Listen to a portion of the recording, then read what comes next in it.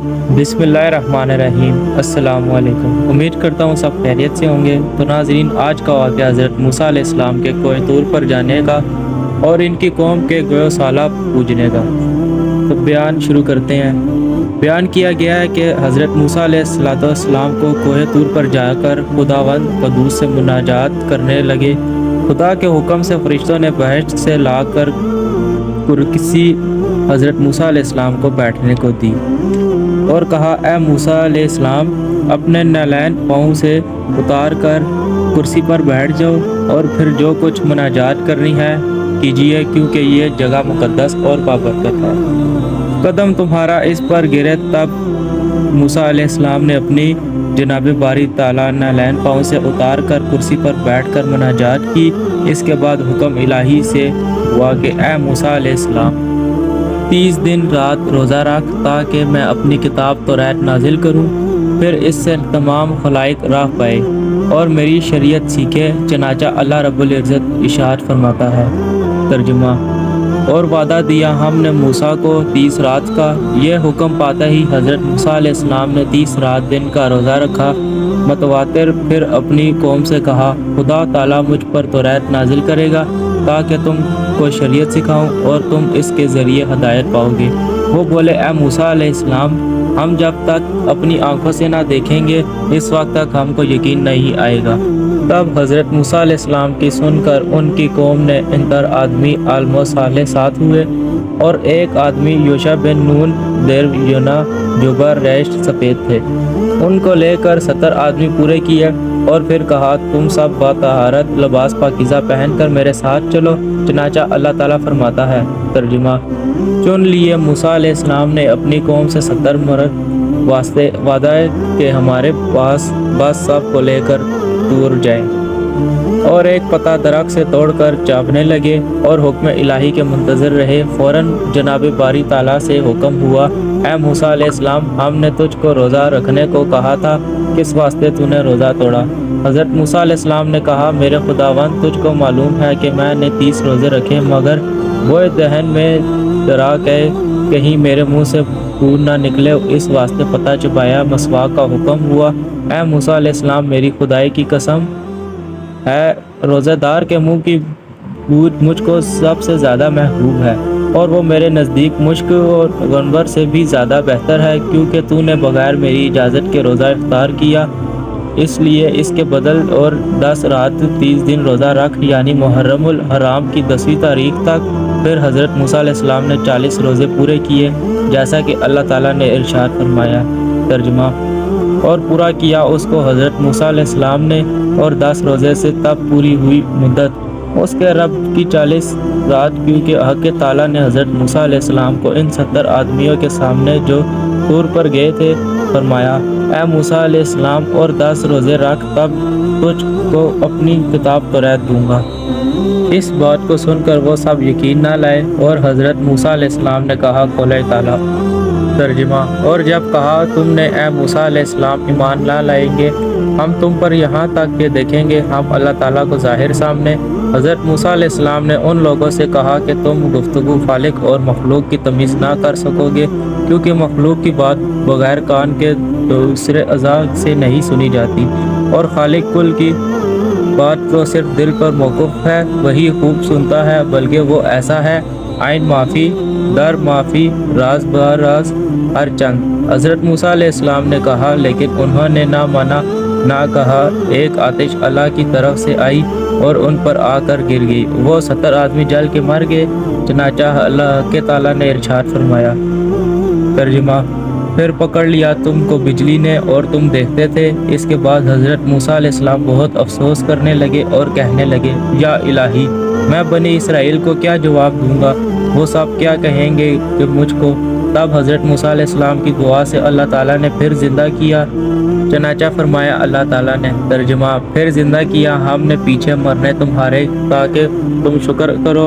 उसके बाद हज़रत मूसा अलैहिस्सलाम इन सब को लेकर मिस्र में आए और फिर उन्होंने 10 रोज़े भी रखे और फिर उनको कोह तूर की तरफ ले गए। वहाँ पहुँचकर कहने लगे कि देखो, मैं पहले जाता हूँ कोह तूर पर और तुम लोग मेरे साथ पीछे आना। ये कहकर हज़रत موسیٰ علیہ السلام وہ طور پر گئے تو اللہ تعالیٰ کی جانب سے خطاب آیا۔ قول تعالیٰ ترجمہ: کیوں جلدی کی تو نے اپنی قوم سے اے موسیٰ علیہ السلام؟ بولے وہ میرے پیچھے ہیں اور میں تیری طرف جلدی آیا۔ اے میرے رب، یہ میں نے اس واسطے کیا تو مجھ سے راضی ہو جائے۔ مفسرین نے لکھا ہے کہ حضرت موسیٰ علیہ السلام نے اس وقت طور پر بلا واسطہ 70 کلمے جناب باری تعالیٰ سے سن کر نہایت عشق کے شوق ذوق میں بے اختیار کیا۔ کہا موسیٰ علیہ السلام نے اے رب تجھ مجھ کو دکھا کہ میں تجھ کو دیکھوں۔ یہ آواز سن کر آسمان کے فرشتے کہنے لگے اے بصر عمران کلام الہی تو نے سنا اور پھر تجھ کو طمع روایت کی ہے۔ پھر آواز آئی اے موسیٰ علیہ السلام زمین کی طرف دیکھوں، جب دیکھا عرش تک نظر آیا، پھر عرش کیا خداوند سائنکان آسمان تیرے آفریدہ ہیں، مجھ کو اپنا دیدار دکھلا۔ اتنے میں 70,000 فرشتے محیب شکل آسمان سے نازل ہو کر حضرت موسیٰ علیہ السلام کے گرد پھرنے لگے اور کہتے تھے۔ ترجمہ: اے بیٹے عورت حیض والی کہ کیا تو نے جلیل و جبار کو دیکھنا چاہتا ہے؟ یہ آواز سن کر حضرت موسیٰ علیہ السلام مارے ڈر کے بیٹھ گئے اور پھر بعد ایک لحظ امواج عشق نے جوش مارا اور پھر ذوق و شوق سے پکارا۔ ترجمہ: بولے موسیٰ علیہ السلام کہ اے رب تو مجھ کو دکھلا اپنا جلوہ، اور میری یہی تمنا ہے کہ میں تجھ کو دیکھوں۔ پھر 70,000 فرشتے بصورت گرگ اور شیر کے نازل ہو کر ایک آواز مہیب سے حضرت موسیٰ علیہ السلام کو پکارا، جس طرح کے اول فرشتے پکارتے تھے۔ روایت کی گئی ہے کہ یہ 7 دفعہ حضرت موسیٰ علیہ السلام نے پکارا۔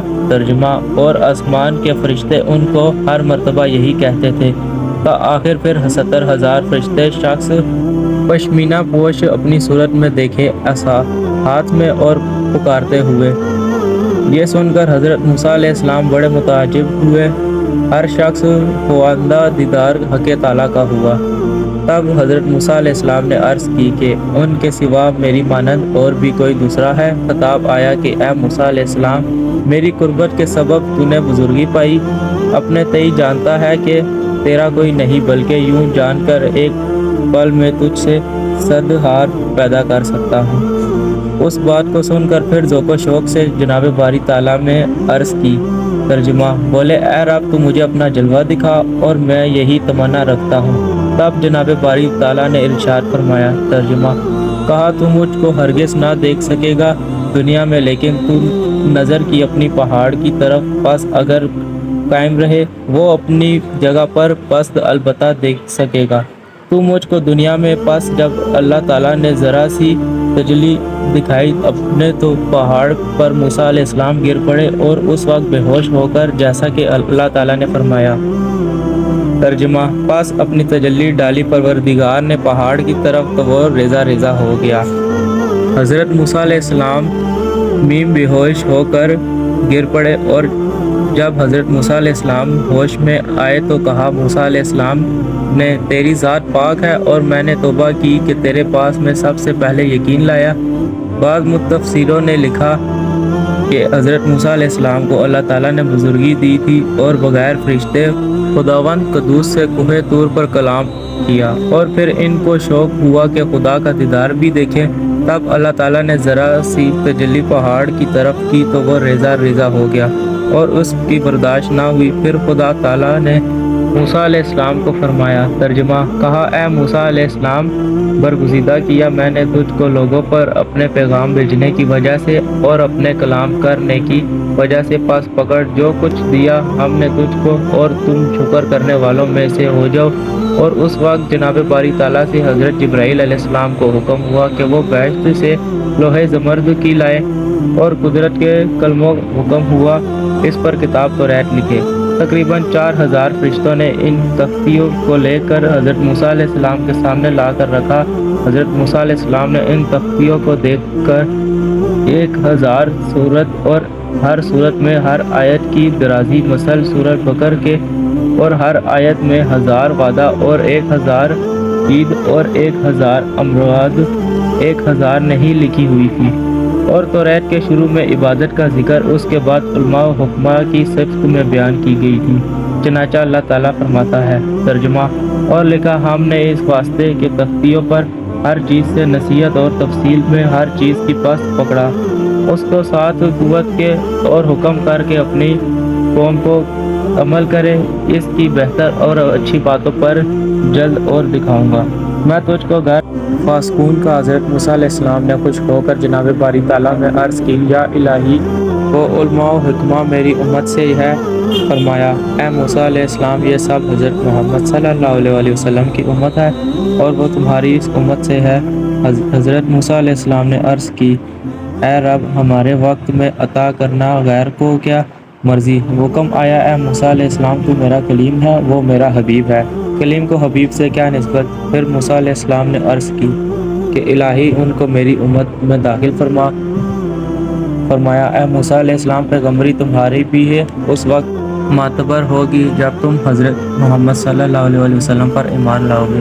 پھر حضرت موسیٰ علیہ السلام اس بات کو سن کر خاتم النبیین پر ایمان لائے اور اس وقت کوہ طور سے اتر آئے اور فرشتے الواح توریت لے کر ان 70 آدمیوں کے بیچ میں آئے جو کہ نور تجلی سے جل کر مر چکے تھے۔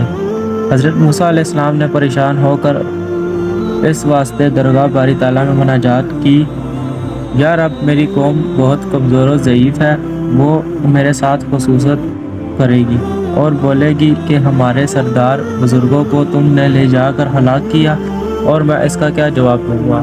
الغالب ہے کہ وہ میرے دین سے پھر جائیں۔ اور تب موسیٰ علیہ السلام کی دعا سے اللہ تعالیٰ نے ان کو زندہ کیا اور وہ اٹھ کر موسیٰ علیہ السلام کے چہرے کی طرف نظر نہیں کر سکتے تھے۔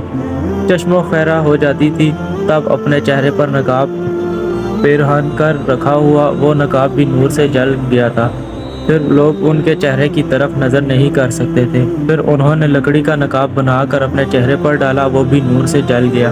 پھر انہوں نے لوہے کا نقاب بنا کر ڈالا تو وہ بھی جل گیا۔ اس کے بعد جناب باری تعالیٰ میں عرض کی کہ الہی، کس چیز کا نقاب بناؤں؟ ندا آئی، اے موسیٰ علیہ السلام، فقیروں کے خرقے سے نقاب اپنا بنا۔ تب حضرت موسیٰ علیہ السلام نے اس سے نقاب بنا کر اپنے منہ پر ڈالی، تب لوگ آ کر موسیٰ علیہ السلام سے بات چیت کرنے لگے۔ اس کے بعد حضرت موسیٰ علیہ السلام وہ 70 آدمی اور کتاب توریت لے کر 40 دن کے بعد مصر تشریف لے آئے اور پھر وہی سکونت اختیار کر لی اور خدا کے پیغام برابر لوگوں تک پہنچاتے رہے۔ تو دوستو، آج کا واقعہ تھا یہاں تک۔ اگر ویڈیو اچھی لگی ہوئی ہو تو لائک اینڈ سبسکرائب کرنا نہ بھولیے گا۔ ملتے ہیں اگلی ویڈیو میں۔ اللہ حافظ۔